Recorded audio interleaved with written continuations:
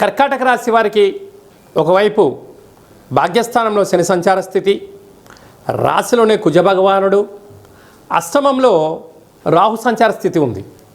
ఇలాంటి కాల సమయంలో గ్రహదోషాన్ని ఎలా తొలగించుకొని గ్రహయోగాన్ని ఎలా పొందాలో ఈ వీడియోలో తెలుసుకుందాం. రాశాధిపతి చంద్రభగవానుడు, రాశిలోనే కుజభగవానుడు నీచభంగ రాజయోగ సంచార స్థితిలో ఉండడం వలన అక్కడ వీలైనంత వరకు కోపంకి సరైన సమయం కాదు. తన కోపమే తన శత్రువు, తన శాంతమే తను రక్ష, దయ చుట్టంబు గదరాసుమతి అని చెప్పి మనము పెద్దవారు చెప్తూ ఉంటారు.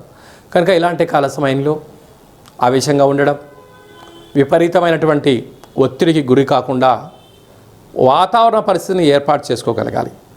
అలాగా రెండవ స్థానంలో కేతు సంచార స్థితి ఉండడం వలన చిన్న చిన్న విషయాలకు ఆందోళన తగదు.